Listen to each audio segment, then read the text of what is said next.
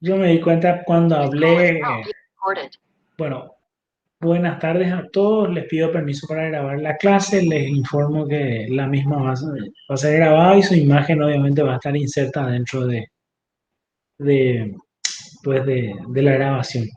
Y retomando el tema de las transferencias que estaban explicando muy bien ustedes, le decía que esa es una herramienta muy importante.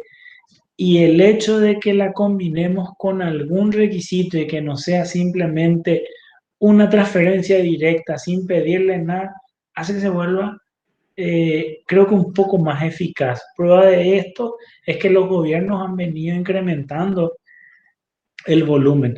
Una transferencia que durante el tiempo del COVID se hizo fueron estas transferencias en las cuales se le hacían los famosos PTU a la gente que quedaba sin empleo, a la gente que quedaba desamparada en un momento determinado. Esas son transferencias que el Estado realiza sin pedirle ningún tipo de contrapartida. Cumple un requisito y se le otorga el beneficio. En una parte, profe, cuando hablo ¿Sí? en la parte de política fiscal, justamente menciono eso. Todavía no me han llegado a Ah, esa parte. perdón, ya me adelanté, disculpe. Spoiler. O sea, es eso. O sea, mencionaste también lo de Pitbull, profe. Y no sé si escuchaste el tema de la pequeña controversia que mencioné, la viveza de la gente y cómo se aprovechan de estos programas sociales.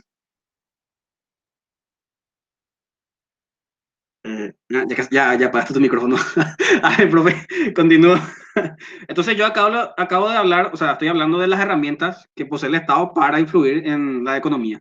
El primero, los gastos, y definí los gastos. Mencioné dos ejemplos de gastos del sector público, los cuales son las compras del sector público y los gastos en seguridad social y transferencias. El profe dio ejemplos. Eh, que fue lo que pasó hace poco, Tecoporá, ese programa. Y ahora voy a seguir con la segunda herramienta, que son los impuestos. Con el fin de hacer frente a los gastos públicos, esto es, a todos los programas y actividades llevadas a cabo por el Estado, este establece una serie de impuestos mediante los cuales está decidiendo la manera en que van a extraerse los recursos necesarios de los hogares y de las empresas para darles un fin público. Estos impuestos se establecen sobre los ingresos y sobre los bienes y servicios. Cabe mencionar que el conjunto de impuestos, esto es, el sistema tributario, también sirve para reducir los incentivos para llevar a cabo determinadas actividades sujetas a impuestos y fomentar otras que están menos gravadas, como ejemplo, contaminar, fumar, comprar una vivienda, estudiar, investigar, etcétera. Y el otro mecanismo es la regulación, eh, la cual consiste en el control de la actividad económica que ejerce el Estado y que lleva a los individuos y empresas a realizar determinadas actividades o a abstenerse de realizarlas. Un simple ejemplo es el tema de los reguladores ambientales. No sé si se acordarán del tema de la Laguna Roja, por ejemplo. Ahí intervino el Estado mediante entes reguladores ambientales. Entonces la empresa ahí tuvo problemas para seguir funcionando y para seguir produciendo. Ahora ya sabemos cuáles son las herramientas básicas que utiliza el Estado para influir en las actividades económicas. Ahora bien, algunas de estas se compaginan mediante un concepto llamado política fiscal. La política fiscal permite a un país establecer y planificar la utilización de los impuestos y el nivel de gasto público, con el fin de mantener la estabilidad económica. Con esta definición podemos ver que resaltan las siguientes características, que trabaja a partir de dos herramientas principales, las cuales son el gasto público y los impuestos, y que busca la estabilidad económica amortiguando lo que se dice son las variaciones del ciclo económico. Las variaciones del ciclo económico. ¿Y qué son las variaciones del ciclo económico? Estas comprenden las fases por las que atraviesa una economía, donde se producen una serie de cambios, pasando por periodos de prosperidad, recesión y depresión. O sea, lo que trata de hacer la política fiscal es tratar de que todo sea lo más homogéneo, lo más tranquilo posible, vamos a decir. Nunca por un cambio brusco es bueno en nada.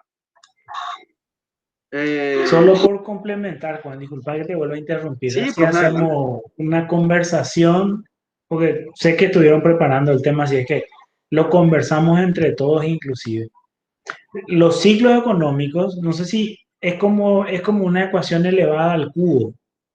Es como una ecuación. Una ecuación elevada al cubo tiene dos puntos a veces máximos y tres puntos mínimos. Sí. ¿Verdad? O sea, esta es una curva, o sea, la vemos en un eje de coordenadas y la podemos ver de esta manera. Esos son los ciclos económicos. Son periodos de tiempo en los cuales a veces las economías atraviesan por momentos de recesión cuando caen y momentos de expansión. Lo que explicaba muy bien Juan, que hace la política fiscal, es decir, el Estado a través de sus, de sus herramientas, que son el impuesto, el gasto, busca influir de manera que esas oscilaciones no sean tan pronunciadas, sino sean menos pronunciadas y por sobre todo extender los periodos de expansión y contraer, reducir, mitigar los impactos y los periodos de recesión y los impactos de la misma. Y ahí pregunto una cosa, se me puede ocurrir a lo mejor preguntarle inclusive en un examen. Alex, cuando hablamos política fiscal, nos está explicando Juan y Jimena, Romina, nos está explicando María Belén, de que el Estado, hola Kevin, ¿cómo está? Y se unió con nosotros. El Estado usa el gasto público, que es gastar en transferencia, gastar en comprar muebles, que es un capital comprado, contratar docentes, pero ¿dónde se refleja, dónde se sistematizan los ingresos y los gastos? ¿Dónde sistematizamos eso? ¿Dónde consignamos esos números? ¿A quién le preguntas, profe? Alex o Jimena o Juan, si usted quiere contestar. ¿Cuál fue la pregunta, profe? ¿Dónde consignamos los datos numéricos de los gastos de los ingresos? ¿En qué herramienta? ¿En el presupuesto general de la Nación? Bien ahí. Por ende, Juan, apreciado Juan, el instrumento, conceptualmente hablando desde el punto de vista económico, el instrumento básico de la política fiscal, ¿cuál es? El presupuesto general. Ese es tu instrumento. Y ahí se desglosa en gasto público y tal. Sí, y ahí se consigna que el presupuesto público no es solamente, querido Juan, no es solamente el monto y el importe del gasto y el importe del impuesto, no. Es la expresión en donde decimos, nosotros gastamos en esto porque creemos que esto nos va a ayudar a hacer esto que vos explicabas, que es potenciar los ciclos en la parte expansiva. Es decir, no es solamente ingresos y egresos, solamente números. Ahí consignamos nuestros objetivos, nuestras metas como gobierno. Entonces, el instrumento de la política fiscal es el presupuesto. Gracias. Ahí hablé sobre, o sea, definir la política fiscal. Correcto, está súper bien. Metele, vos seguí donde te quedaste. Yo quería complementar un poco nomás. Ok. Para los compañeros que se unieron nomás, profe, pero... el amigo Kevin se unió con nosotros, visto. Sí. Yo quiero que mi querido compañero entienda lo que estaba explicando. Y me parece muy bien, entonces, o sea, lo que hice fue definir la política fiscal, expliqué cuál es su función, que es tratar de amortiguar las variaciones del ciclo económico. El profe habló sobre que estas variaciones que experimenta la economía son ciclos de prosperidad, recesión y depresión. Eso es lo que trata de amortiguar la política fiscal. Ok. De acuerdo al modo de uso de las herramientas que acabo de mencionar, existen dos tipos de política fiscal, las cuales son la política fiscal expansiva y la política fiscal restrictiva. La política fiscal expansiva actúa cuando la economía busca expandirse y lo logra estimulando la demanda agregada a través de ciertos recursos, como el aumento de los gastos y bajando los impuestos. Y la política fiscal restrictiva, su objetivo es frenar la demanda agregada. Por ejemplo, cuando la economía llega a un punto en el que la inflación es elevada. Su objetivo es frenar la demanda agregada, por ejemplo, cuando la economía llega a un punto en el que la inflación es elevada. La política fiscal restrictiva frena la demanda agregada, reduciendo el gasto público y subiendo los impuestos para lograr disminuirla. Acá no me puedo explayar más porque todavía no hablamos sobre inflación. O sea, yo quería explayarme más acá, pero el tema es que no entiendo todavía muy bien lo que es inflación. Así que tenemos esos dos tipos de política fiscal por el momento. O sea, más adelante en otras exposiciones vamos a ver lo que es inflación. Los gastos públicos definidos anteriormente pueden distinguirse de la siguiente forma. Y acá vamos a ver algo que el profe mencionó hace rato. En gastos corrientes las cuales están destinados a las operaciones más básicas del Estado. Estos son necesarios para el normal desempeño de las funciones de los organismos del Estado. Estos se clasifican en remuneraciones, bienes y servicios y transferencias corrientes. Las remuneraciones comprenden el gasto en sueldos y salarios, como dice su nombre, remuneraciones. Los bienes y servicios son pagos por contratos y por la adquisición de bienes o servicios destinados al mantenimiento u operación de los servicios que presta el Estado. Y las transferencias corrientes son los pagos que no implican la contraprestación de bienes y servicios, que es lo que el profe mencionó hace rato cuando yo estaba hablando sobre gastos sociales. Estos últimos, las transferencias corrientes, pueden ser de dos tipos, que son las cargas sociales y las pensiones. Después tenemos otro tipo de gastos que son los gastos de capital. Estos están destinados a la obtención de activos. Estos gastos se destinan al aumento de la producción o al incremento inmediato futuro del patrimonio del Estado. El gasto de capital está dirigido fundamentalmente a actividades estratégicas para el desarrollo nacional. Por ejemplo, construcción de carreteras, producción de energéticos y para mejorar las condiciones del bienestar de la población. Escuelas, universidades, hospitales, etc. Otro ejemplo también, o sea, para mencionar, podrían ser maquinarias, equipo pecuario, equipo industrial, vehículos, equipo de transporte, instrumental médico y de laboratorio, maquinaria, equipo de defensa y seguridad pública, etc. ¿Querías mencionar algo, profe? Sí, todo aquello que se acuerdan del capítulo 2, podemos hablar de todos los factores productivos incluidos dentro, o sea, todo lo que está incluido dentro del factor productivo capital, aquello que genera más valor de la economía, genera un incremento del valor de la misma. Así mismo, profe. Continúo. Ahora vamos a hablar, o sea, ya hablamos de los gastos, ahora vamos a hablar de los ingresos públicos. Estos son los recursos que recibe el Estado, ya sea por los impuestos recaudados o por otras fuentes no impositivas. Los ingresos que percibe el Estado también se dividen, en este caso, en dos grupos, los ingresos corrientes y los ingresos de capital. Los ingresos corrientes incluyen los ingresos tributarios, ingresos que el Estado obtiene de personas naturales y jurídicas, empresas y organizaciones, quienes de acuerdo a la ley están obligados a pagar impuestos, aranceles, etc. Y los no tributarios, que son los generados por la venta de bienes y servicios, donaciones, transferencias, royalties y compensaciones. Y los ingresos de capital, que provienen de la venta de bienes de las entidades públicas, la venta de activos fijos y financieros del gobierno, la enajenación de inmuebles u otros tipos de bienes de capital, transferencias y donaciones.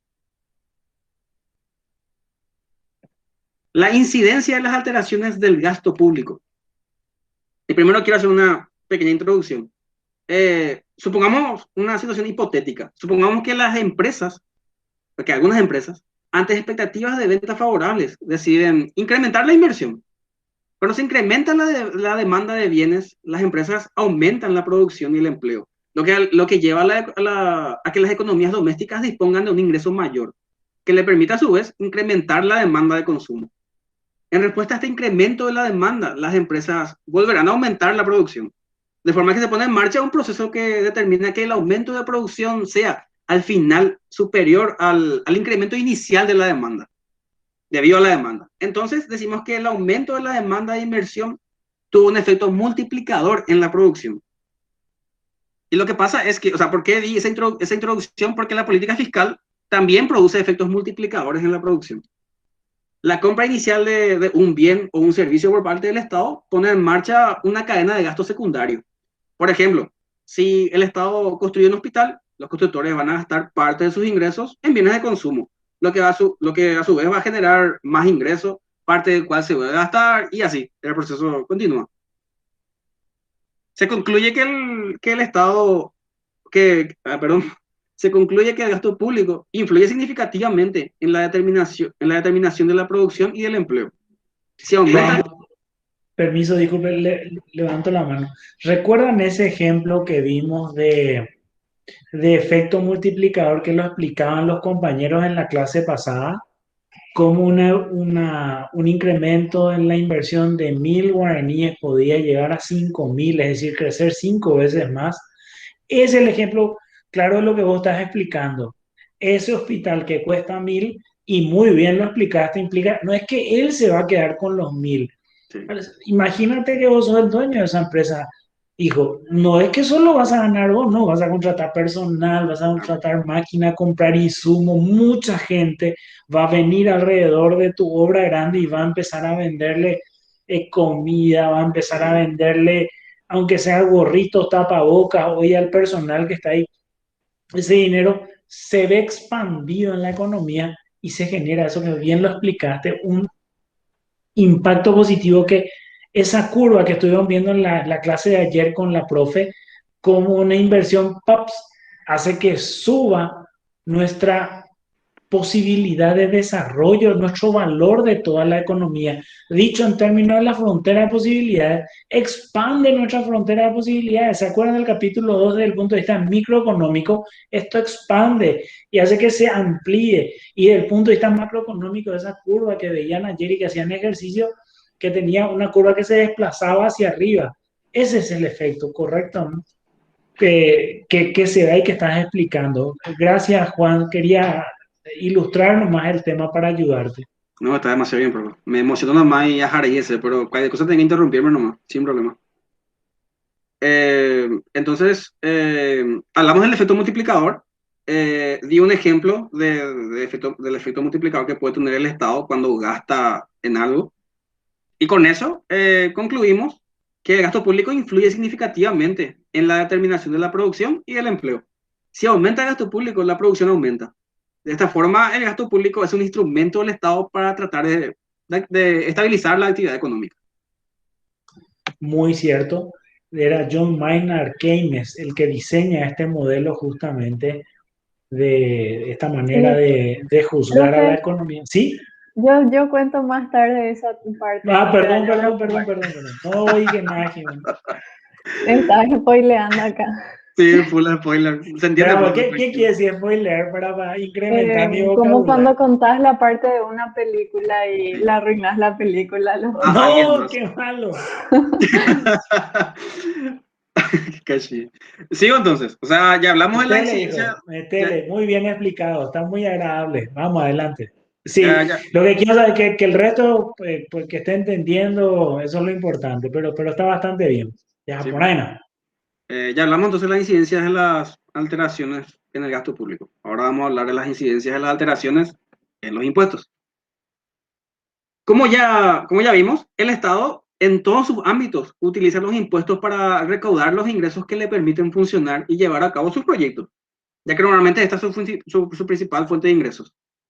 Al estudiar la incidencia de un impuesto, caben tres posibilidades: que este recaiga sobre la persona que compra un bien o servicio, que recaiga sobre la persona que vende el bien o servicio, o que se reparta entre ambas partes.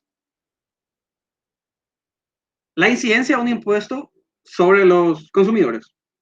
Los ya mencionados impuestos. ¿Para qué, profe? Ahí nomás agrego una cosita y prometo que no voy a spoilear a nadie. Dale, profe. Se graba al individuo en tres dimensiones. En lo que vos decías, lo que gana, lo que gasta y consume, y lo que faltó ahí, es decir, lo que posee. En tributaria se ve eso. Ah, Por ya. ejemplo, el impuesto al patrimonio. ¿Cuál es el Uf, impuesto al patrimonio que pagamos nosotros en Paraguay? Es el impuesto inmobiliario. eso.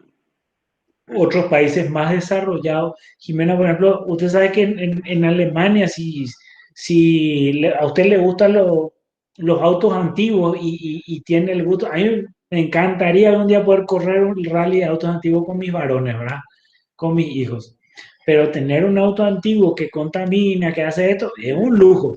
Sí. No es Y algo que vos lo sacás y lo usás a diario, no, es un lujo que te da. Entonces el Estado dice, bueno, mi amigo, te da ese lujo, fantástico, date nomás el lujo, pero acá deja una tasa mm, por esa exquisitez que tenés.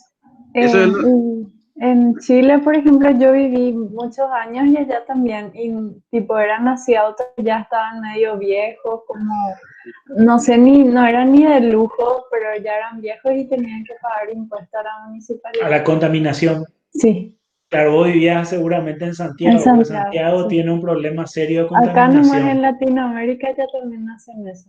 Es así, ese es un problema, ese es un impuesto contra la contaminación, que es una suerte de impuesto contra una externalidad negativa. El famoso Pigou hablaba de eso, de los impuestos a las externalidades. Sí, es así, y gracias por la participación en eso, Jimena. Don Juan, el micrófono de su bebé, no le spoileé esta vez. Se entiende, bro. Yo no sé un poco, o sea, ya que estamos hablando del tema, los autos que vienen de Japón, yo había leído, y no sé si es cierto, que ellos tienen una reglamentación que les permite usar tantos años nomás los autos. Entonces, debido a eso, vienen a Chile y vienen acá. O sea, gracias al tema, o sea, si es que es cierto, gracias al tema de la reglamentación, tenemos vehículos japoneses baratos acá. Es así. Ellos, por esta cuestión de contaminación, tienen una regla en la cual, como lo explicaba Jimena, les conviene más salirse de eso con la ayuda del gobierno que mantener el capricho, por más de que sea una cosa linda, que te funcione, que la tengas bien cuidada, lo tengas bien cuidado. Ellos te invitan a que lo cambies y usualmente esos vehículos, lo que pasa es que vienen a los grandes compradores que son árabes los que están ahí en Iquique, y de ahí los muchachos se van a traer. Claro, claro.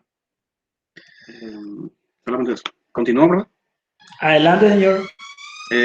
Entonces, ahora quería hablar sobre la incidencia o sea, hablé sobre la incidencia del impuesto, de los impuestos, del aumento de los impuestos, y ahora voy a hablar de la incidencia de un impuesto sobre los consumidores.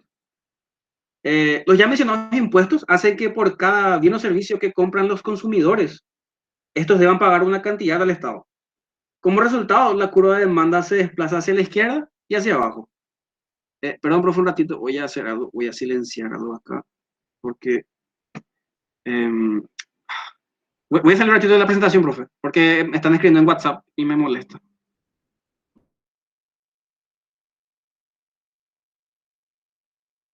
Un ratito. Ahí está.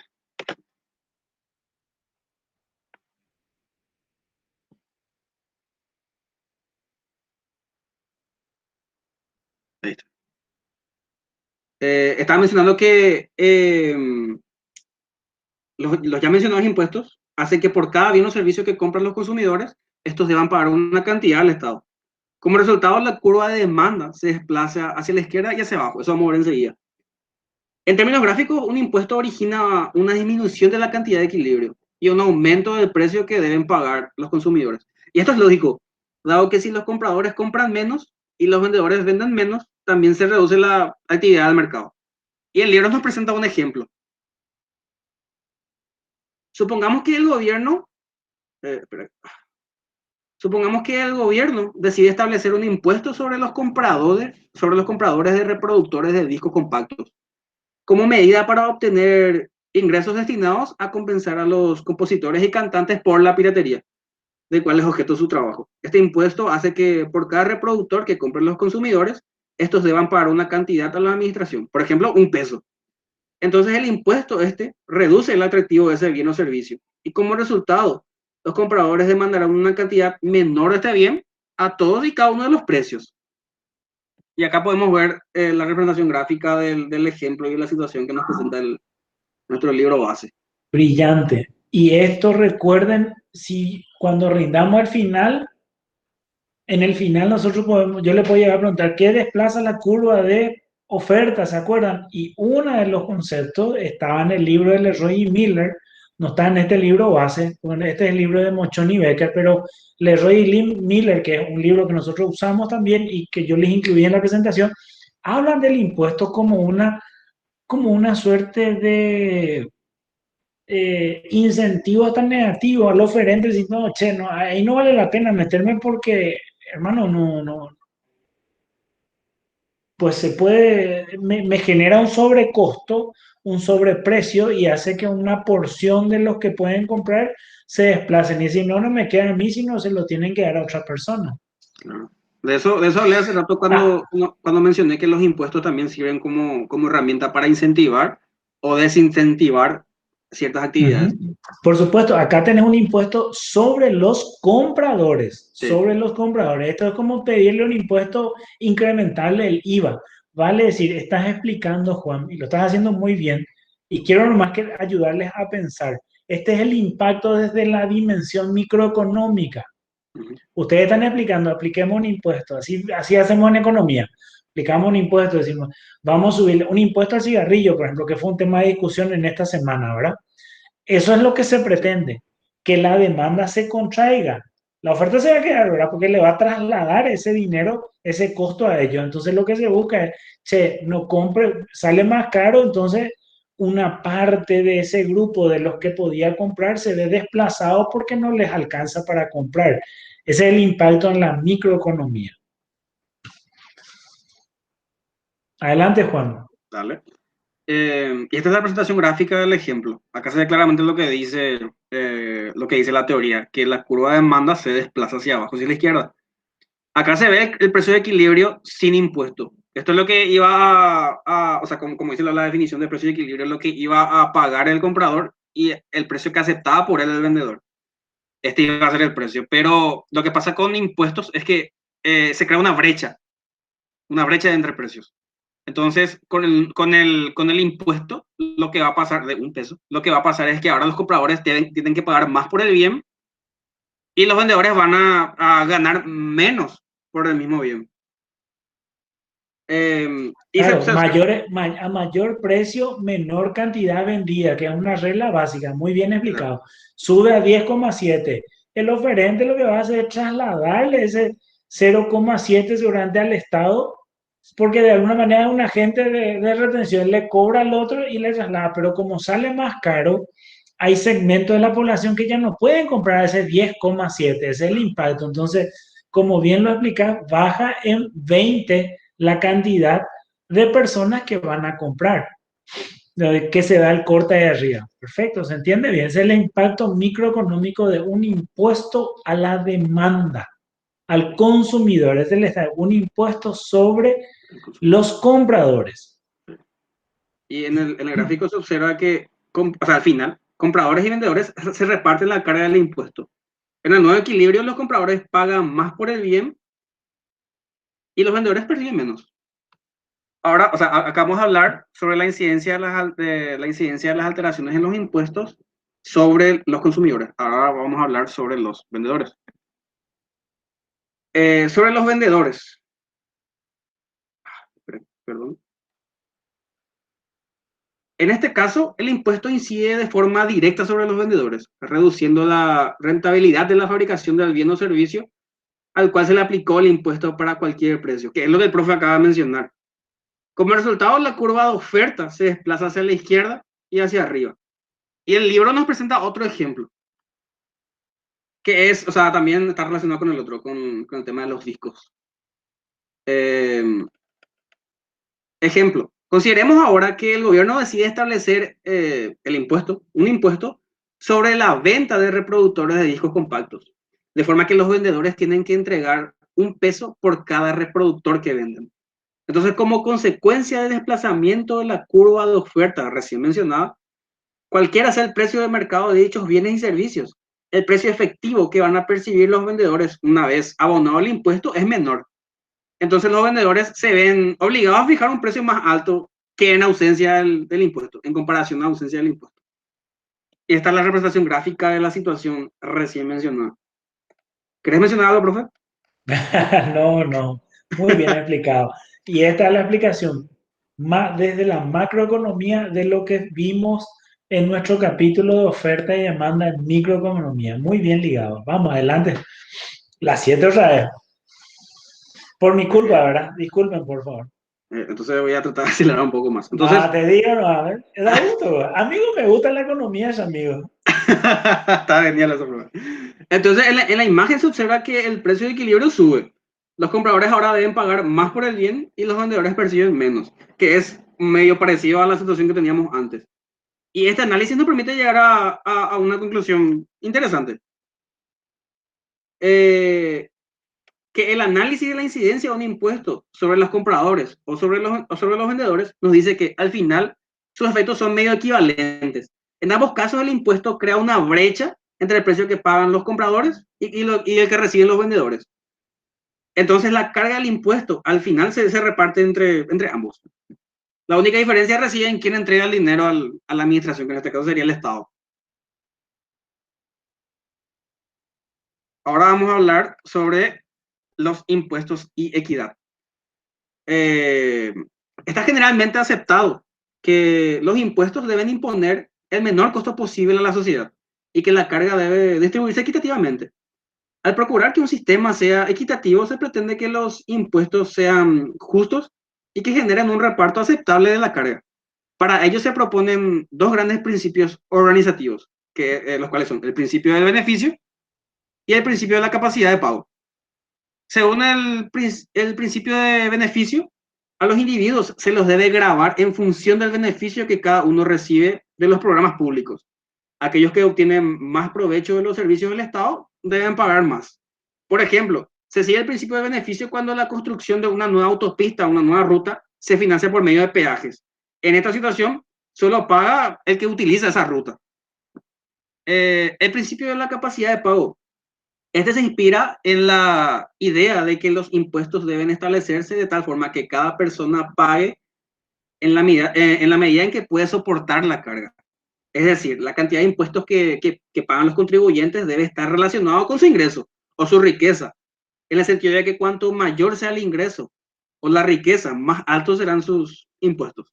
Los sistemas tributarios organizados según este principio son llamados redistributivos y actúan canalizando fondos desde los sectores de ingresos altos hacia los sectores de ingresos bajos. En cualquier caso, los impuestos obtenidos de acuerdo con el principio de beneficio representan una proporción no muy significativa del total de los ingresos del Estado. En la vida real, los sistemas tributarios se orientan según el principio de la capacidad de pago, de forma que los contribuyentes que tienen un ingreso más alto pagan más. Entonces, aceptando este principio, la pregunta que ahora nos concierne sería, ¿cuánto más deberían de pagar? Un impuesto es proporcional si los contribuyentes de ingresos altos y los de ingresos bajos pagan la misma proporción del ingreso.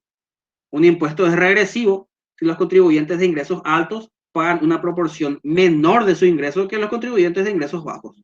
Y un impuesto es progresivo si los contribuyentes de ingresos altos pagan una proporción mayor de su ingreso que los contribuyentes de ingresos bajos.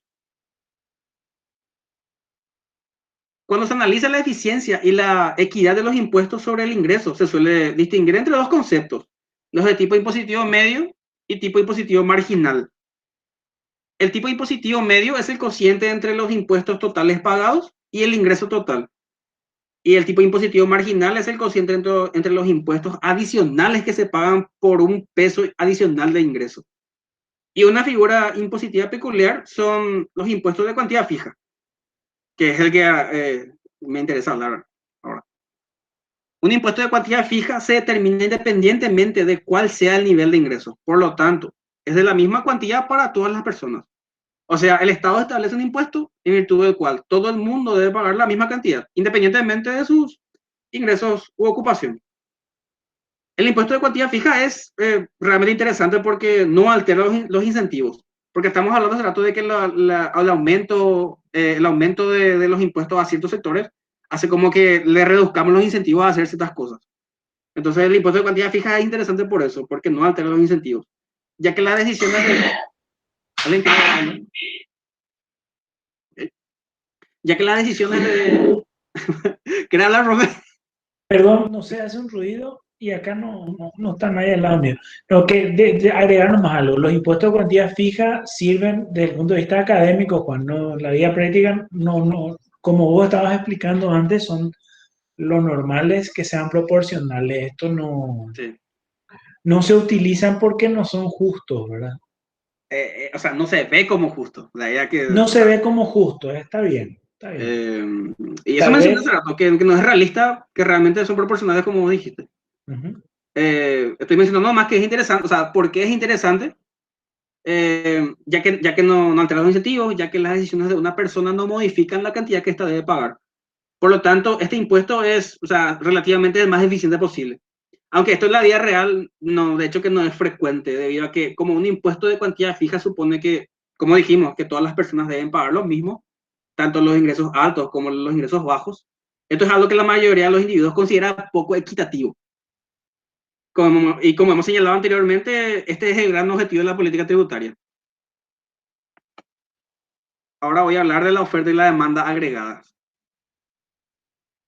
En cualquier economía, la producción, el empleo, los precios y el crecimiento económico pueden experimentar grandes oscilaciones debido a la influencia tanto de la política económica como de las perturbaciones externas. Y resulta interesante conocer cómo los cambios en la cantidad de dinero, en los impuestos o en los precios de las materias primas se transmiten a la producción y a los precios finales. Como también entender qué medidas puede tomar los gobiernos para mejorar los resultados de la economía. La demanda agregada se refiere a la cantidad que están dispuestos a gastar los diferentes sectores de la economía durante un periodo de tiempo y a un determinado nivel de precios. Esto depende de ciertos factores, los cuales son el consumo, la inversión, el gasto público y las exportaciones netas. O sea, las exportaciones netas son las exportaciones menos las importaciones. Y como se puede ver, o sea, se ve ya claramente acá que a través del gasto público y del consumo, la política fiscal influye en un aumento o disminución de la demanda agregada. La oferta agregada describe la cantidad de bienes y servicios ofrecidos o producidos por las empresas. Esta depende de dos factores, de los márgenes de beneficios y los costos de producción y el nivel medio de precios. Ahora, una pregunta interesante que se nos viene es cómo afectan los niveles de precios a la demanda agregada, ya que dijimos que la demanda agregada, o sea, definimos que la demanda agregada se refería a la cantidad total que están dispuestos a gastar los diferentes sectores, los diferentes agentes económicos a un nivel de precios. Entonces vamos a ver ahora cómo afectan los niveles de precios a la demanda agregada. Y lo hacen por tres vías. El efecto riqueza, el efecto tipo de interés y el efecto tipo de cambio.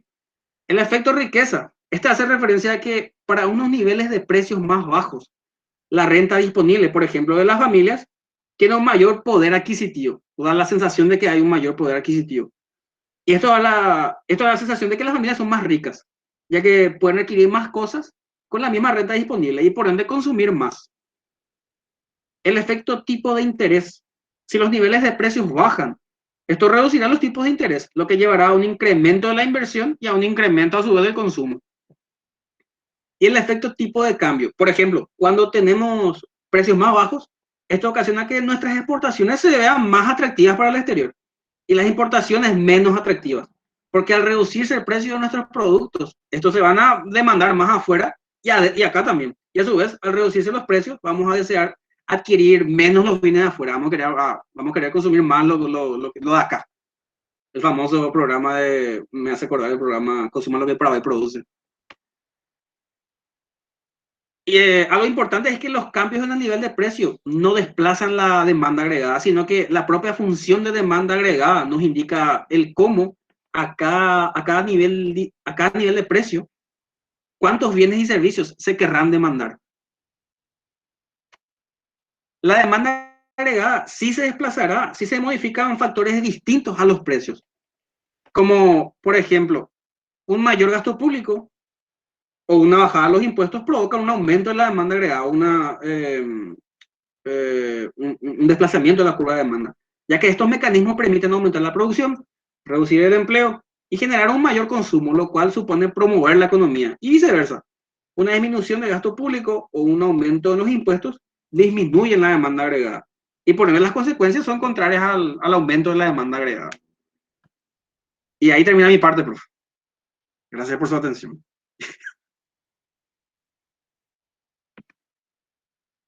Ahora yo... Muy bueno. Adelante, sigamos.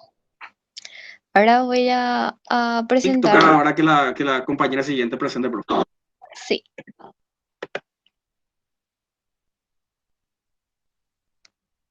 Me parece que estás presentando todavía. Ahí, Espera que ya está. ahí debería estar. Ok.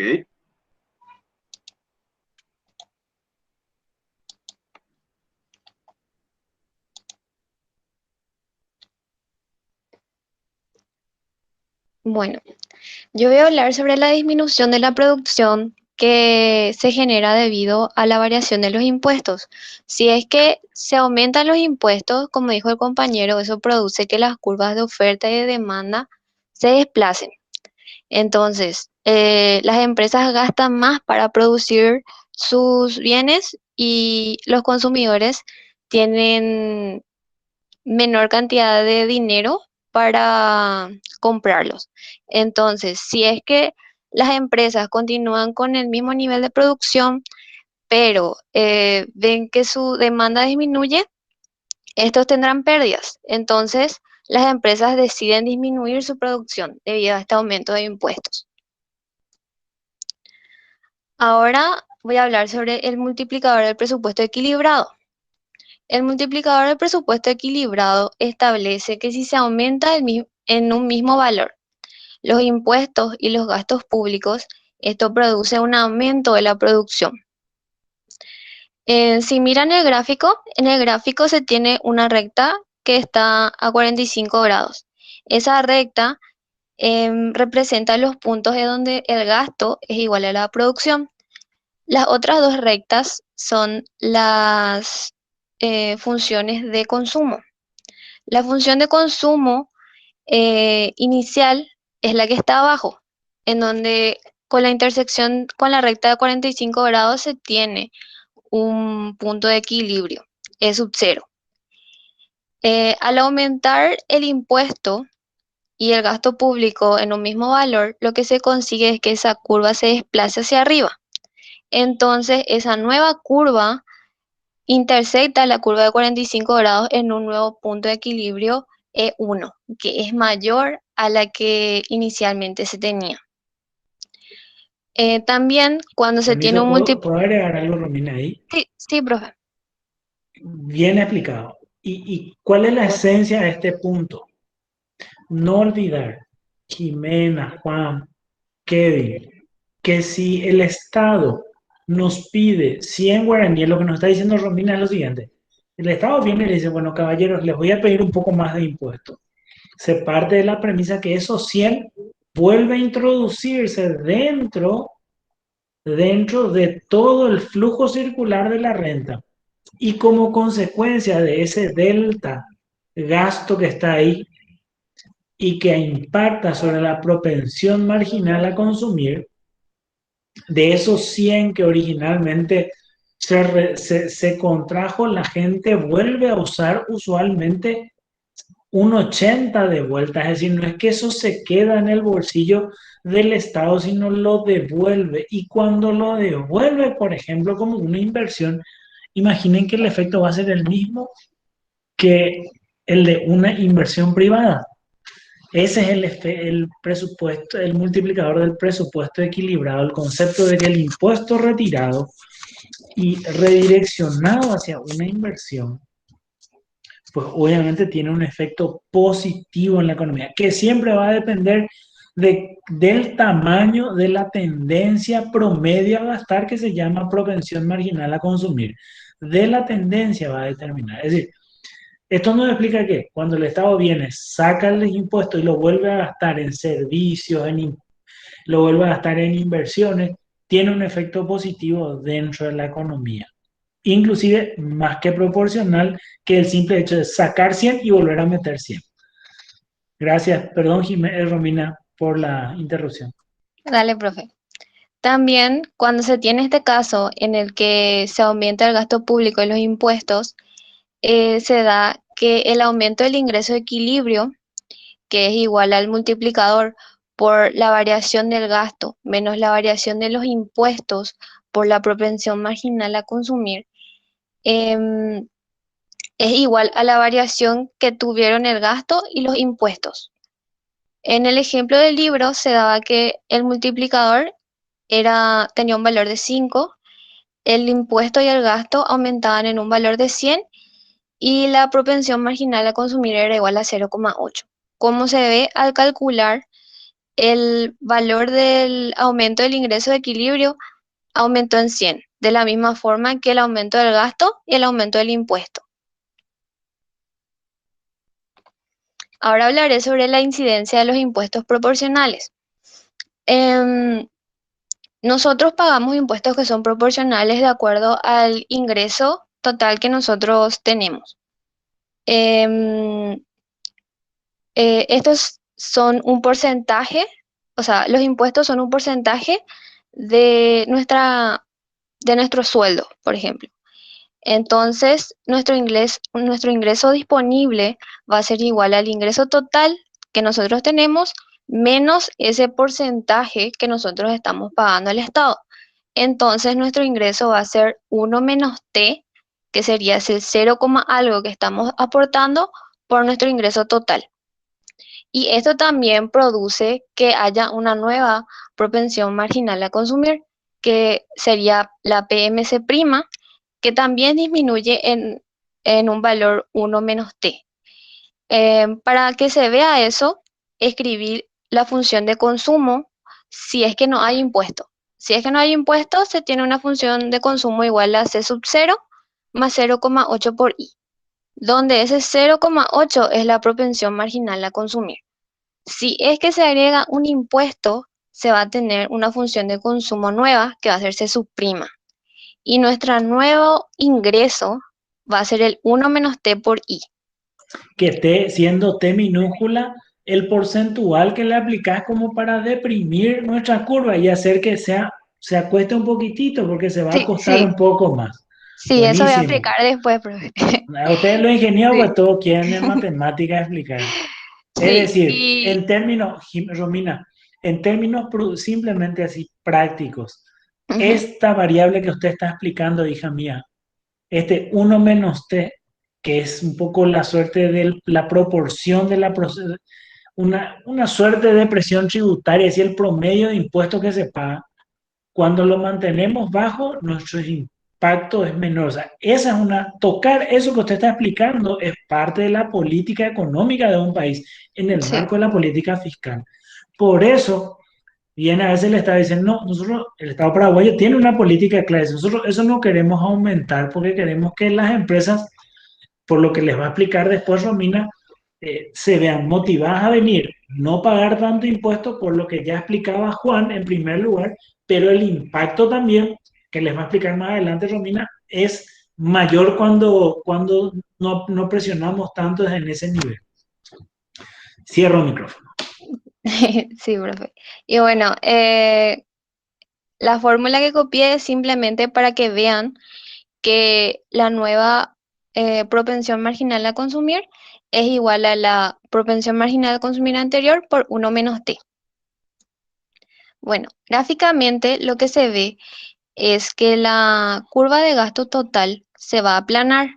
Como la propensión marginal a consumir disminuye, nuestro multiplicador también va a disminuir, porque el multiplicador, ahí como escribí, K es igual a 1/1 menos la propensión marginal a consumir. Si la propensión marginal a consumir disminuye, también va a disminuir el multiplicador. Y el multiplicador es la pendiente de la curva de gasto total. Y, o sea, también cuando mayor sea el tipo impositivo, más plana será la función de consumo. En consecuencia, menor el multiplicador, como se ve reducida la pendiente de la función de consumo. Ahora hablaré sobre la política fiscal y el presupuesto. El presupuesto del sector público es una descripción de los planes de gasto y financiación. Allí se pone todo lo que los bienes y servicios que el Estado va a comprar, también las transferencias que va a realizar y los ingresos fiscales que obtendrá durante su periodo. Cuando los ingresos del Estado son superiores a sus gastos, se da un superávit. Y cuando los gastos son mayores a los ingresos, se tiene un déficit. Normalmente, el presupuesto público está en situación de déficit, en donde se ve ahí que el déficit presupuestario es igual al gasto público menos los ingresos públicos. Los gastos públicos serían las inversiones que hace el Estado en escuelas, en hospitales, en refacciones, etcétera. Y los ingresos públicos serían los que explicó hace rato el compañero, los impuestos. Y luego podemos decir que el manejo de los ingresos de gastos totales es un instrumento mediante el cual el gobierno trata de lograr un elevado nivel de actividad económica y una estabilidad general de precio. Bueno, luego hablaré sobre el presupuesto cíclicamente equilibrado y el presupuesto de pleno empleo. El presupuesto de pleno empleo es aquel en donde todos los factores están siendo utilizados en su plena capacidad. En una economía que se encuentra en recesión, el ciclo económico genera una tendencia a aparecer déficits públicos. Estos déficits pueden ser cíclicos o pueden ser estructurales. Los cíclicos es la parte del déficit presupuestario que varía con el ciclo económico. Durante las recesiones hay un déficit y durante las expansiones hay un superávit. Pero estos no afectan a la deuda del sector privado porque van variando a través del ciclo y se anulan entre sí. Sin embargo, el déficit estructural es la parte del déficit que no tiene un origen en las fluctuaciones, sino en un desajuste entre la estructura de ingresos y gastos públicos. Entonces, estos sí inciden en la deuda del sector público. Bueno, un presupuesto cíclicamente equilibrado sería aquel en el que a lo largo del ciclo económico este se mantiene equilibrado. No hay un déficit estructural, simplemente le afecta el déficit cíclico. Las fluctuaciones cíclicas y el presupuesto tienen una relación doble. Estos se afectan entre sí. Las fluctuaciones cíclicas hacen que el presupuesto presente cambios para que estos suavicen estas fluctuaciones. Las fluctuaciones producen que las fluctuaciones cíclicas, las fluctuaciones producen que el presupuesto cambie y estos cambios producen que las fluctuaciones cíclicas no sean muy rudas, que se suavicen más. Luego hablaré sobre la política fiscal y los estabilizadores automáticos. Como se habló anteriormente, la política fiscal se ocupa de las decisiones de ingresos y gastos públicos.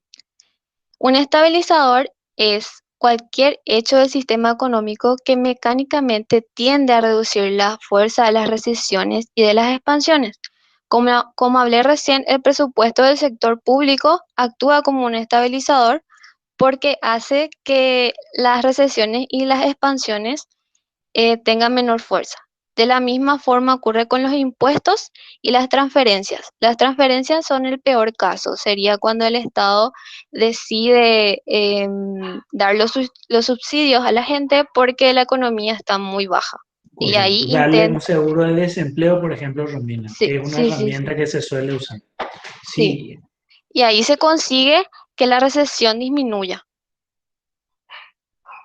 Cierto, Romina, hija mía, que se estuvo usando. Esa es una herramienta que imagine, este estabilizador automático se estuvo utilizando en nuestra economía. Ese putumó que se hizo desde el IPS, cuando al IPS le dan 100 millones de dólares y dice IPS, bueno, de mi activo, de eso que me debe el Estado, yo voy a darle al que quedó sin empleo o al que quedó con el contrato suspendido, yo le voy a pagar un mínimo para que él pueda subsistir. Eso usamos para evitar esa caída. Nosotros ahora usamos ese estabilizador automático simplemente por ejemplificar en vida práctica, ¿verdad?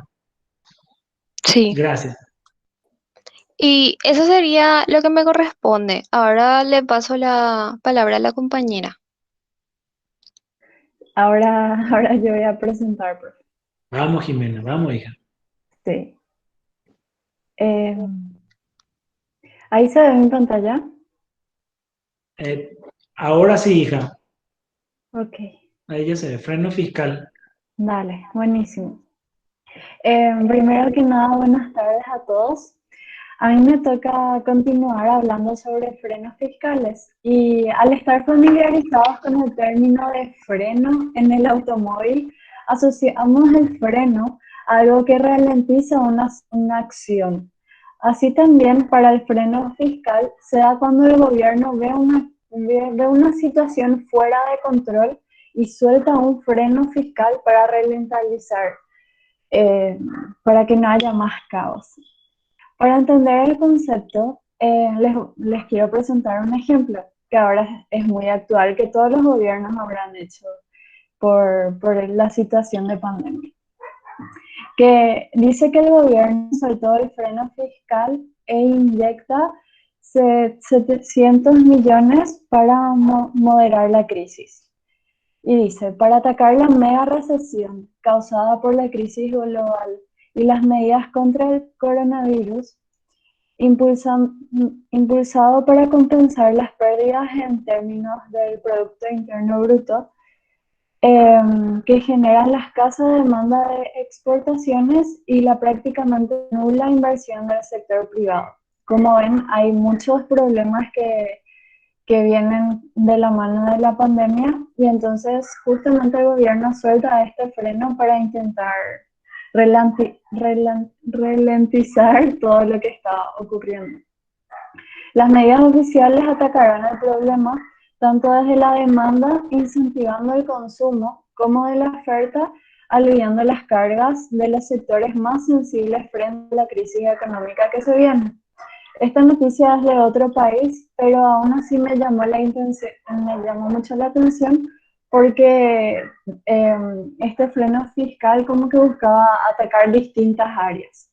Es decir, el motivo de esta medida es darle una mano a las empresas, dándole una serie de líneas de créditos para financiar el capital de trabajo y dar liquidez, y hasta ayudar a pagar parte de los salarios de los empleados. Así mismo.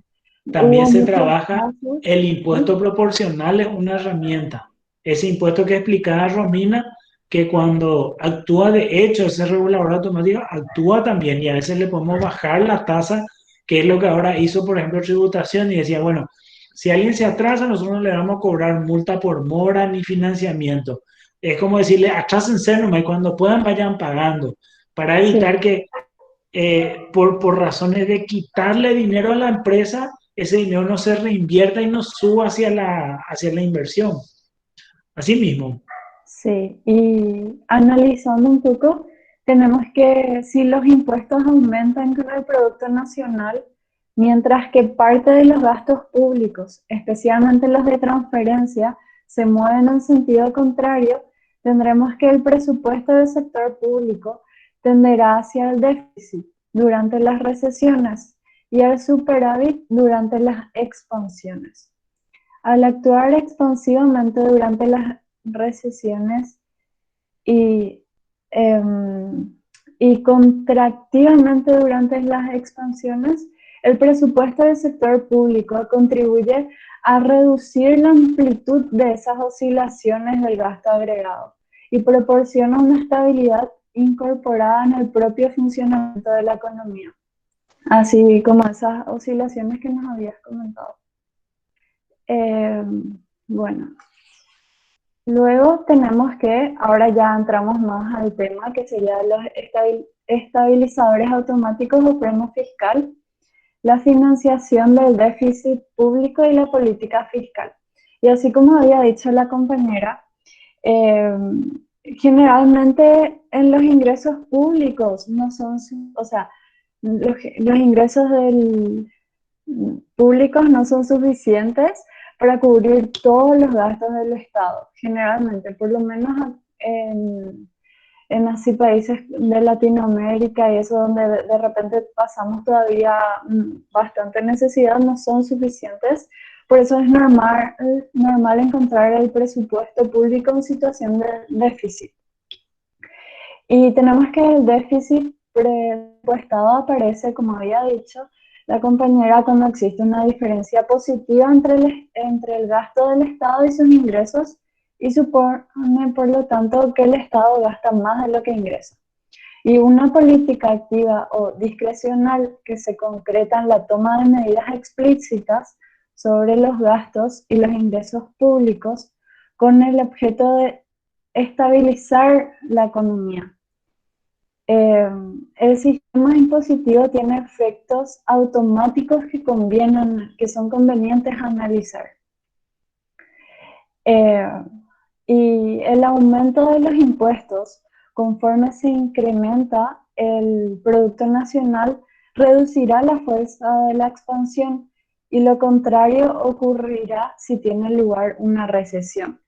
Por lo tanto, los impuestos proporcionales cumplen la función de un estabilizador automático de la actividad económica, así como ya habíamos hablado de los impuestos. Y tenemos que la visión de la política fiscal como instrumento estabilizador de la actividad económica ayuda a controlar la economía.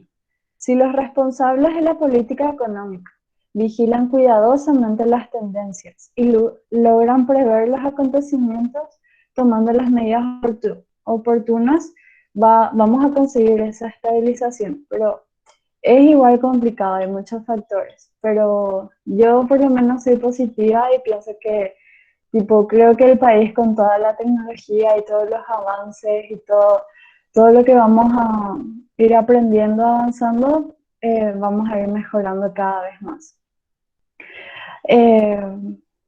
Bueno, un estabilizador automático es cualquier hecho del sistema económico que mecánicamente tienda a reducir las fuerzas de las recesiones y o de las expansiones de la demanda, sin que sean necesarias medidas discrecionales de la política económica. Bueno, después tenemos el efecto desplazamiento. Cuando el sector público aumenta el gasto público e incrementa los impuestos, puede crear un exceso de carga fiscal y desalentar el trabajo. Por otro lado, un aumento de la deuda pública, esto es, de los títulos de deuda que el Estado pone en manos del público, puede desplazar la inversión privada. Cuando dicho aumento implique un endurecimiento de las condiciones financieras, ya sea porque se elevan las tasas de interés al canalizar los fondos disponibles hacia la compra de títulos del Estado, o porque se reducen los recursos financieros disponibles. Este hecho se conoce como desplazamiento. Una ayuda nomás, Jimena. Sí. Esto se da esencialmente, lo que está diciendo Jimena es que a veces los presupuestos son deficitarios. Los presupuestos deficitarios tenemos que financiarlos. ¿Cómo los financiamos? Con impuestos, con creación de dinero, que es la peor forma, y algo que se llama efecto de desplazamiento, un efecto que le dicen en economía crowding out, por el cual lo que hace es que el Estado emite bonos, por ejemplo, y le dice a la gente, miren, yo pago muy buena tasa de interés, yo pago 8%, y hoy los bancos están pagando por un CDA, por el dinero de la gente, tal vez 6, tal vez 5, entonces yo pago 8 y soy mucho más seguro que el banco. Entonces, normalmente lo que hace la gente es, yo prefiero comprar el instrumento que me da el gobierno, y eso hace que el banco quede desplazado porque el banco no capta fondos, escasea sus recursos y su mercadería, que es el dinero, se vuelve más caro. Entonces, genera, en lugar de promover la inversión privada, lo que hace es un desplazamiento de ella para financiar él su propia operación, que es lo que nos está explicando un poco Jimena, lo está haciendo muy bien, ¿verdad? Pero pues, simplemente Jimena para ilustrar el capítulo nomás. Y Sí. por eso es que justamente lo que se suele hacer es se busca tomar créditos, y lo que se busca hacer es tomar créditos hacia afuera y no hacia adentro, para no generar ese efecto de desplazamiento. Sí, gracias, profe. No, mejor luego si vos agregás, así también aprendemos más nosotros. Y bueno, existen dos condiciones generales para las que pueda producirse este efecto de desplazamiento. En primer lugar, el gasto público puede expulsar la inversión privada debido a las limitaciones de los recursos. Si la economía se encuentra en una situación de pleno empleo, es decir, cuando se ha alcanzado la producción potencial, un aumento del gasto público desplazaría la inversión privada. En segundo lugar, el efecto de desplazamiento puede producirse cuando las tasas de interés suben de forma notable debido al crecimiento de la deuda pública y reducen la inversión privada sensible a las tasas de interés, así como justo habías mencionado de que le quita el lugar a los bancos, el Banco Central. Para concluir, el efecto de expulsión o desplazamiento tiene lugar cuando el gasto público, los déficits presupuestarios o deuda pública reducen la cantidad de inversión de las empresas. Y ahora vamos a hablar más un poco de teoría y un poco de historia también, de eso que habías mencionado al comienzo de Keynes.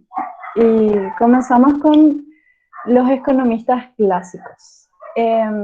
Tenemos Adam Smith, el famoso Adam Smith, y David y Ricardo son los primeros en construir un cuerpo analítico sólido para explicar el funcionamiento de la economía capitalista industrializada.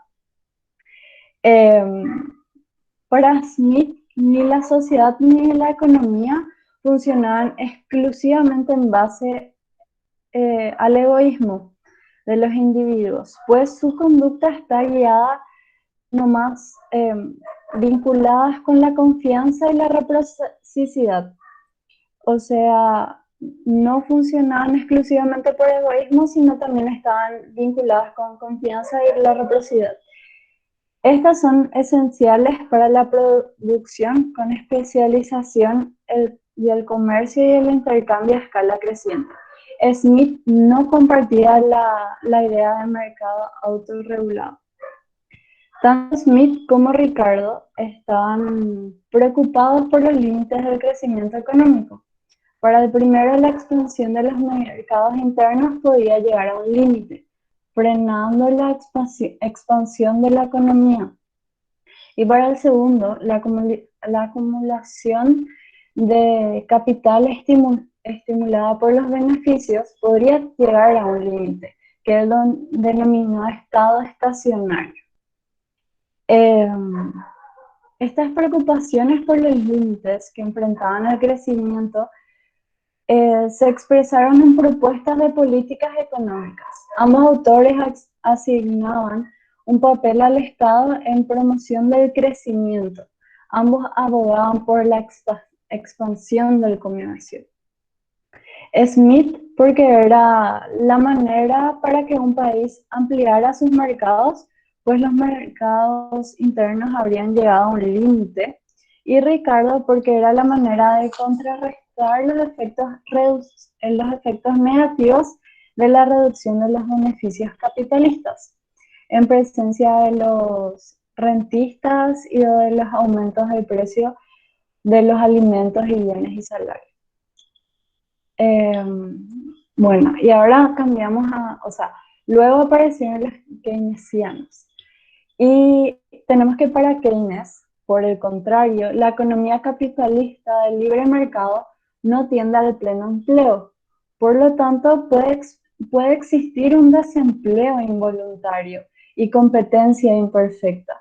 Para lograr un progreso económico estable y un aprovechamiento socialmente deseable o pleno de los recursos productivos, la economía capitalista debe y tiene que ser regulada por el Estado.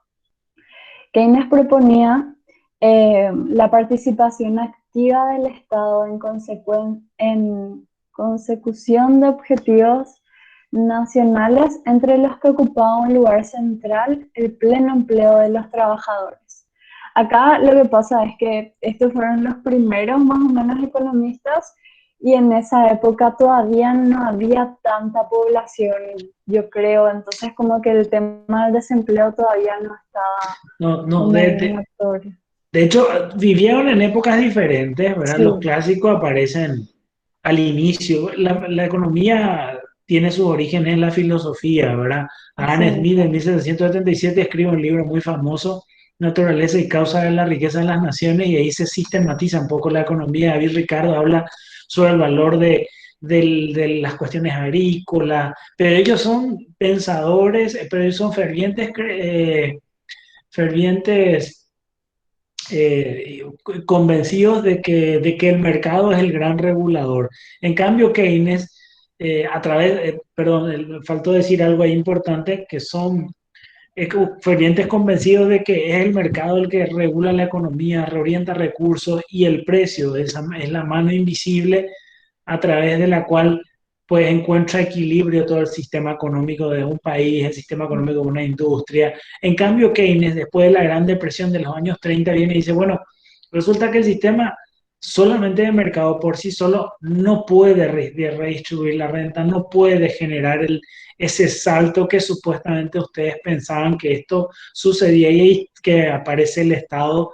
Y él decía que inclusive en los momentos difíciles el Estado debería ser el gran protagonista y hacer lo que hizo, por ejemplo, el Estado ahora, pagarle un sueldo a alguien, darle trabajo a otras personas para ver que el Estado les tire a la economía hacia arriba con sus inversiones hasta que eso se regularice y se vaya apartando. Pero es todo un sistema, ¿no? Y Claro. eso es un poco lo que ustedes hacen hoy. Hoy ustedes incorporan a la ecuación que estábamos viendo en la clase pasada de consumo más inversión, incorporan al gasto público en sus dos dimensiones. Gasto, impuesto, transferencia. Buenísimo. Yo por lo menos entendí bien, lo hicieron muy bien. Ok. No sé si hay algo más, Jimena. Sí. Después a mí me quedan dos partecitas más, estos dos, y después queda la parte de Alex, el otro compañero. Que así, en general, Sí. dejando de lado las diferencias entre Smith y Ricardo, podemos afirmar que el propósito de los clásicos fue explicar la forma en la que el sistema económico de mercado resuelve los problemas de la producción, del consumo, de la distribución, del cambio técnico, de la organización de estos procesos y del crecimiento. El mercado libre, o sea, el libre mercado dará como resultado una asignación óptima de los recursos, así como habías dicho. Ellos pensaban que el mercado iba a ser suficiente como para regular esto. El gobierno no debe interferir en el funcionamiento del mercado, ya que ellos querían ampliar, así como habíamos dicho. Ellos tenían en mente ampliar y claro, no les convenía que el Estado meta demasiado mano en lo que ellos estaban queriendo lograr. De hacerlo solo generará ineficiencia y obstaculizará alcanzar el equilibrio del mercado. Los precios se ajustan de manera natural al alza o a la baja, incluyendo los salarios, para que los mercados logren su equilibrio. El mercado del trabajo se encuentra en pleno empleo. Se observa que el desempleo será de carácter friccional o voluntario. La producción total está determinada por el pleno empleo de los recursos. De esta forma, la oferta está dada y los cambios en la demanda solo generan cambios de precio. La política fiscal es ineficaz. El valor de un bien está determinado por la cantidad de trabajo que se utiliza en producirlo. Y ahí vemos una imagen del libro que había mencionado, creo. Naturaleza y causa de la riqueza de las naciones.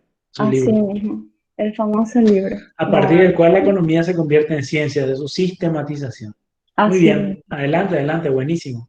Ok, y ahora hablamos un poquito de esta revolución keynesiana. Bueno, lo que pasa es que después de la Primera Guerra Mundial, a comienzos de la década de 1920, las economías de Europa, con regímenes cambiarios flotantes y libre movilidad de capitales, fueron azotadas por procesos inflacionarios galopantes y problemas financieros agudos.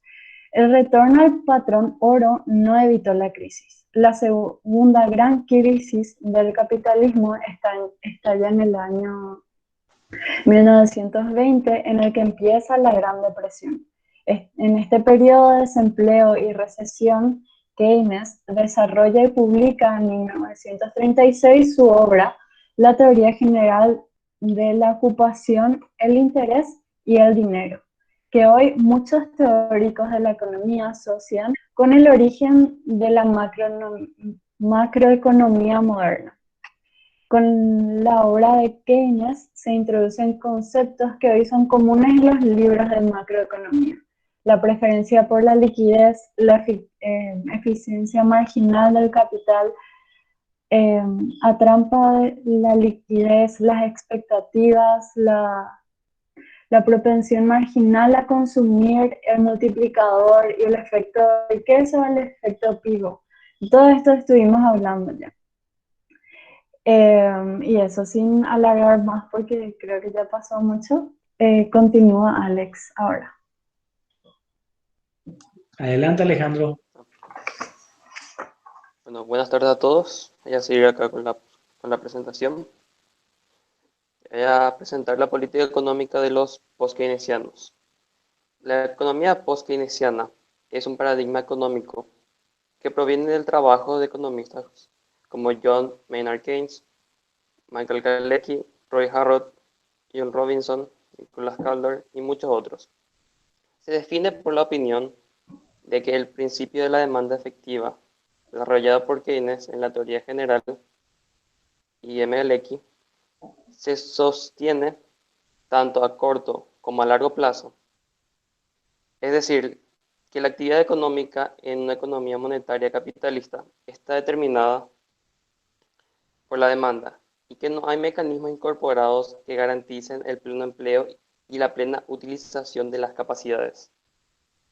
Los post-keynesianos consideran que las diferentes versiones de la economía neoclásica no son apropiadas para analizar una economía monetaria capitalista. También son unánimes en su esfuerzo conjunto por construir una teoría económica alternativa que sea adecuada para analizar las características inherentes de las economías capitalistas modernas, como el desempleo, las crisis financieras, los ciclos económicos, las depresiones, el cambio tecnológico y el desarrollo desigual. Siguiente. La crítica monetarista. Al igual como Keynes criticó el trabajo de Smith, ¿verdad? También Keynes también recibió parte de sus críticas. Su principal crítico fue Friedman. La crítica monetarista. La impugnación más grave del programa de Keynes, en términos teóricos, partió de M. Friedman, de la foto. Que como haremos se dirige Milton Friedman, que decía Milton Friedman. que la cena nunca es gratis, alguien la paga. Sí, así es. Bueno, como veremos se dirige a la curva supuestamente keynesiana de Phillips, mismo admitiendo que fuese keynesiana, que ella hubiese sido elaborada implícitamente por la teoría general. La crítica es demasiado parcelar y no refuta el programa de Keynes en sus partes constituyentes. En verdad, las posiciones de Friedman y de la Escuela de Chicago ganarán amplia aceptación y difusión más allá de los límites académicos, cuando esta crítica correspondió a las urgencias de círculos políticos y empresariales que utilizarán el regreso político de los conservadores en Inglaterra y en los Estados Unidos para disciplinar el movimiento sindical y revisar el estado de bienestar. Milton Friedman concretizó la victoria circunstancial y momentánea de los monetaristas sobre la ortodoxia keynesiana, suministrando la prueba de la imposibilidad de mantener el pleno empleo aceptando un crecimiento de los precios más elevados, rechazando la referencia teórica predilecta de los keynesianos, la curva de Phillips, y atacando así las posiciones keynesianas sobre el problema del empleo. El choque de la incapacidad explicativa de la curva de Phillips se consolidaría suministrando una explicación alternativa convincente sobre este fenómeno, para explicar la aparente tendencia de una aceleración de la inflación cuando se pretendía reducir el desempleo. Atrás.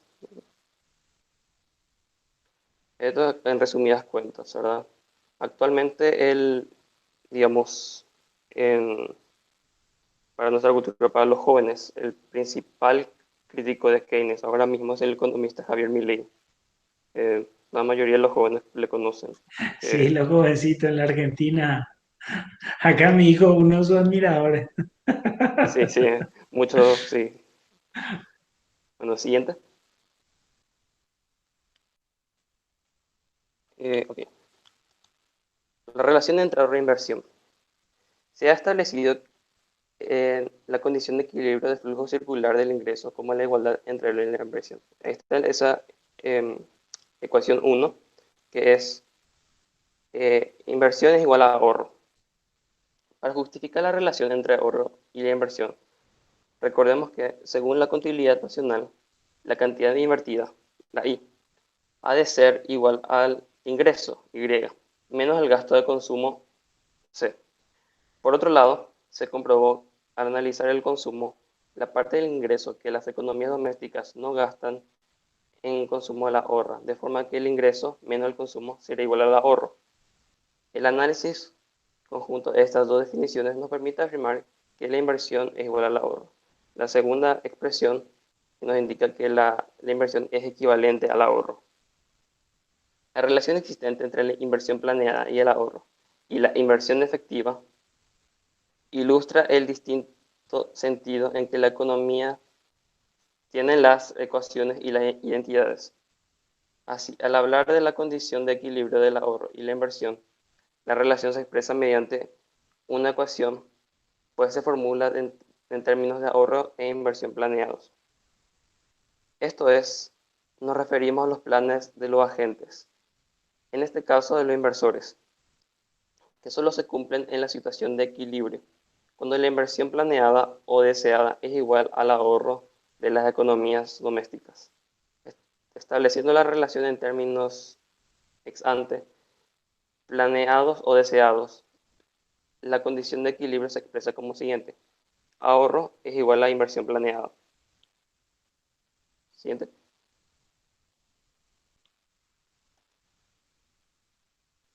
Esta igualdad solo se cumple, la anterior, se cumple en la situación de equilibrio.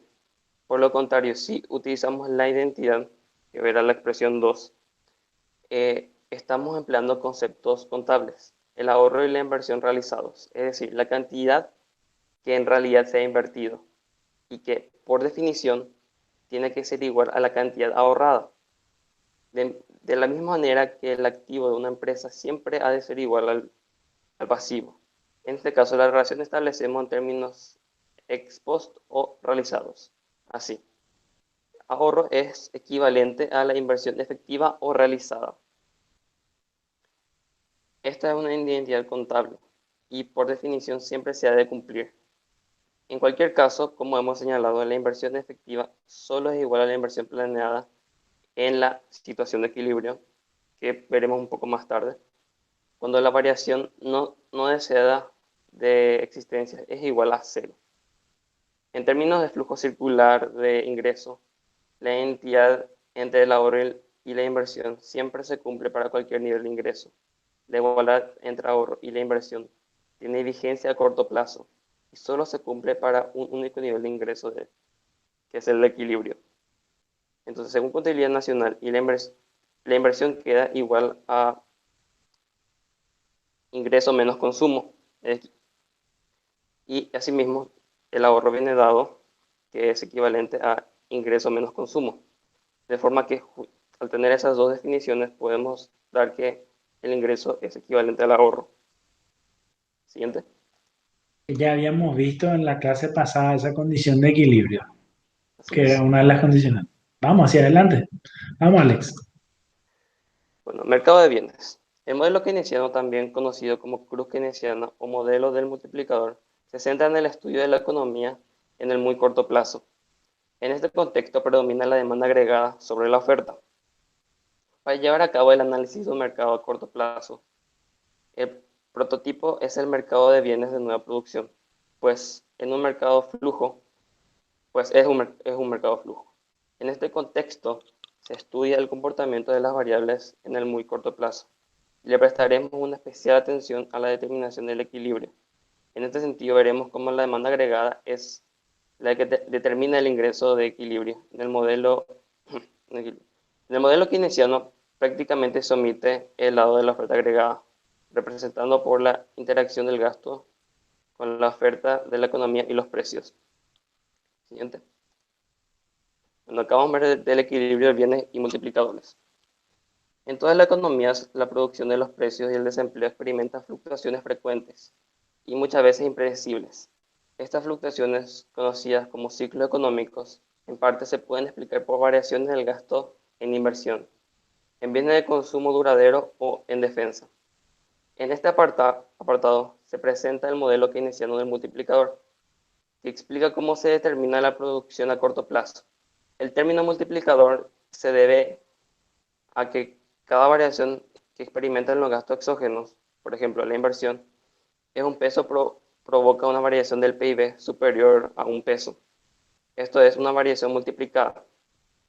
El modelo keynesiano del multiplicador ofrece una justificación de por qué en una economía las perturbaciones que afectan la inversión, las exportaciones netas y la política de impuestos y de gasto público pueden influir en la producción y el empleo. Ujú.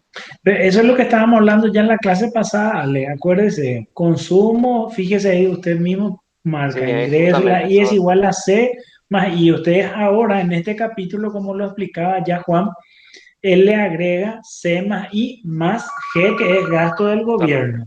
Sí, sí. Ahí Ujú. está. Esa parte puede ir así un poco más hacia adelante. Ustedes ya hicieron ejercicio y todo sobre eso.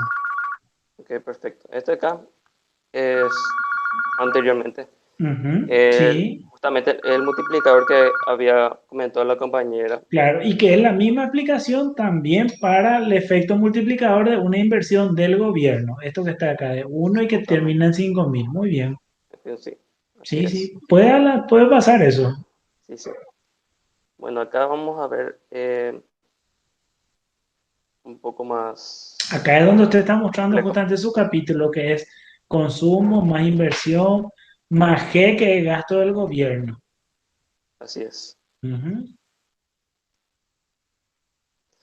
Sí, claro, con una economía con sector público y sector ujú, externo. ujú. Eh, Como podemos ver, entre los dos sectores Sí, básicos de la economía, los hogares y la empresa, se establece un doble flujo de ingreso, uno en términos monetarios y otro en términos reales. Si el modelo se amplía para incluir al sector público y el sector externo, se debe, desde un punto de vista del gasto del flujo de ingreso, estará por equilibrio que tal se cumpla que la suma de la inversión y el gasto público G, las exportaciones, representada por X, eh, atrás nomás, Jimé, ahí está, exportaciones representada por X, es igual a la suma del ahorro, ese es los impuestos T más las importaciones M. Pues ahí pues vemos el doble flujo circular de ingreso, donde podemos ver el flujo de dinero que es donde se mueve el ingreso. claro. Usted está introduciendo ahora el concepto de dinero. Sí, Ya no solamente flujo de bienes, sino que a partir de bienes está incorporando al modelo el concepto de los precios. Por eso va a explicar ahora la curva IS y LM, que una es la curva de bienes y servicios y la otra es la curva de financiera. sí, como Miren, podemos ver, sí, que veo que la mayoría de los chicos, muchos salieron. ¿Cuánto le queda, Alex? poco queda. Poco ¿Quiere queda terminar o este quiere que hagamos y después la curva IS, IS y la LM? la, no sé cuánto quedamos, 11.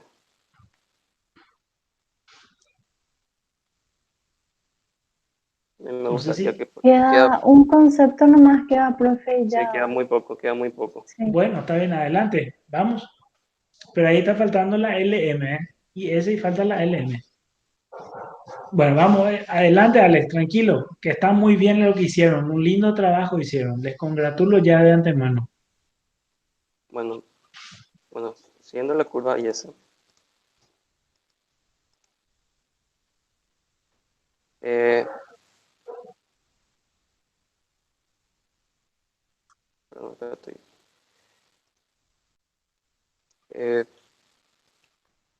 Acá justamente dice despejando el ingreso real. Acá ocurren varios despejes de fórmulas distintas. Y acá lo que hago es ir directamente al concepto, ¿verdad? Donde esa I de esa fórmula que contiene el consumo, el ingreso, el gasto, las exportaciones, y es el ingreso real de equilibrio completamente aislado y definido en una función de variables que no dependen de él. Todas las variables son independientes. La expresión que aparece dentro del corchete es el multiplicador del mercado de bienes y se expresa con la letra K.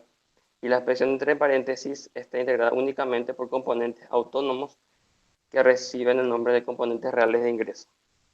Los parámetros que figuran en el multiplicador son propensiones marginales antes definidas. Y dado que los valores están acotados entre 0 y 1, el multiplicador del mercado de bienes siempre será mayor que la unidad. El significado del multiplicador puede expresarse de forma genérica, la que sigue el multiplicador, que es igual a K, y es igual a la derivada de I sobre cualquiera de la variación de cualquiera de sus componentes autónomos. Dado que el propio significado de la ecuación anteriormente mostrada, puede afirmarse que el multiplicador solo tiene sentido en el equilibrio. Si además, por comodidad, denominamos los componentes reales o autónomos, como se le expresado entre el consumo, ingresos, gastos, exportaciones, a esa ecuación representativa del ingreso real de equilibrio en una economía en la que no existe mercado de dinero, y puede escribirse como I igual a K por A. Acá vamos a dar unas relaciones de causalidad. Las alteraciones en las variables, entre paréntesis, de los componentes autónomos implican variaciones en el ingreso real, del mismo sentido que el signo del componente real, pero no causan ninguna variación en el multiplicador. Variaciones en el multiplicador debidas a las alteraciones en algunas propensión marginal, esto es alfa, T o M, provocan variaciones en el ingreso real, del mismo sentido que la variación del multiplicador. No inciden, sin embargo, sobre ninguno de los componentes reales o autónomos.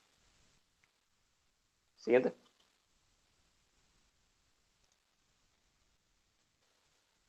Hasta ahora hemos considerado a la inversión I como autónoma, que era I cero, es decir, independiente del ingreso real. Esto es, sin embargo, no quiere decir que no dependa de otras variables distintas al ingreso. La inversión es la acumulación de capital realizada fundamentalmente por las empresas de la economía en un periodo. En competencia perfecta, la función de demanda de capital productivo es la productividad marginal del capital. Si el capital no es un bien, la función de la demanda del capital será una rama decreciente de la función de productividad marginal del capital. El costo del uso de capital será la tasa de interés nominal. Por lo tanto, la función de demanda de capital será la expresión I sobre P igual a PMK igual a R, donde I minúscula es la tasa de interés nominal, PMK es el producto marginal del capital y R es la tasa de interés real. En términos flujo, esta será la función de demanda de inversión o curva de eficacia marginal del capital. Y según la teoría de Keynes, esta es una función bastante inelástica. De forma, la inversión depende inversamente de la tasa de interés real. Si suponemos que la función de demanda de inversión es lineal, podemos escribir que la inversión autónoma es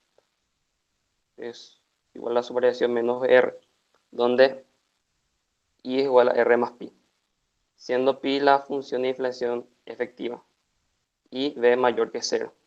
Sustituyendo esta expresión en la ecuación y teniendo en cuenta la otra ecuación, resulta que el ingreso real de equilibrio se puede apreciar en función de las tasas de interés, que expresan una función decreciente en el plano y recibe el nombre de línea IS, a lo largo de esta línea, en todos sus puntos, el mercado de bienes de una producción está en equilibrio. Siguiente. Y que finalmente podemos ver el gráfico. A la relación IS podemos derivarla gráficamente. En el panel A se está representando la demanda en el eje de ordenadas y la producción en el eje de abscisas. El equilibrio del mercado se tiene lugar en aquellos puntos de la producción del mercado donde es igual a la demanda agregada. Demanda agregada es igual a consumo más ingresos más gastos más exportaciones. Y dichos puntos se encuentran situados sobre la bisectriz en el primer cuadrante o línea de 45 grados, línea donde el ingreso es igual a la demanda agregada en todos sus puntos. Las líneas de A, R1, de A, R0 y de A, R2 son las tres líneas paralelas. Representan la demanda agregada en función de la producción para diferentes valores de las tasas de interés real. El equilibrio entre la oferta y la demanda del mercado de bienes se produce para los pares de valores de tasa de interés e ingreso real. En los puntos E0, E1 y E2. Respectivamente. Te ayuda un poco, ¿sí? Sí, sí. Sí, no. Lo que estamos hablando es que tenemos por un lado las curvas de demanda, que son las curvas que tienen que ver con la producción de bienes y servicios. Y cuando hablamos de la curva ISM, ya estamos hablando de una curva de dinero, en donde estamos hablando de tasa de interés, valores, expectativas, nivel de productividad. La interacción de ambas nos permite encontrar, una vez más, una forma de encontrar ese punto de equilibrio entre demanda agregada y oferta agregada, pero en este caso buscamos la interacción de el mercado financiero y el mercado de los bienes y servicios en concreto. Tranquilo, Alex. Es una parte un poco árida esta, pero para que vean que los economistas hacemos también matemáticas. No es que solamente ustedes los ingenieros hacen matemáticas. Está muy bien, no vaya. Yo me siento muy satisfecho con lo que prepararon, ¿está? Muchas gracias, profe. Tranquilo, tranquilo. Yo entendí bien. Falta hablar un poco de la famosa curva, de cómo se convierte eso en LM, pero eso lo hacemos con Iván Sí, en un ese resumen. no encontramos, ¿viste? Nosotros No nos te guiamos en preocupes, lo que hija, pusiste en la Jimena. clase. Yo le estoy pidiendo a ustedes que lean y expongan por primera vez. Ustedes no son economistas, no tienen experiencia. Tranquila. Ok, ok. Yo valoro mucho lo que hicieron. Empezaron a hacer historia de la doctrina económica y todo. Está muy bien lo que hicieron. Yo entendí, creo que los demás jóvenes también entendieron. Hay cosas interesantes que hablaron: propensión marginal, tasa de interés, los gastos del presupuesto, la política fiscal, el instrumento del presupuesto, de la política fiscal, que uno puede tocar. Esto hablaste vos de Romina habló de los reguladores automáticos, los trajimos a la vida práctica con seguro de desempleo. Bastante bien. Y esta parte final es curva ISLM, que es la conversión, la interacción entre los dos mundos, la producción y el dinero. Tranquilos. Yo lo entendí bien, me siento muy conforme con lo que hicieron. Tranquilos. Si no tienen alguna pregunta, yo les propongo dejar ahí la clase de hoy. Sí, está bien. Se lo hicieron muy bien, en serio. Gracias, profe. En la Gracias, clase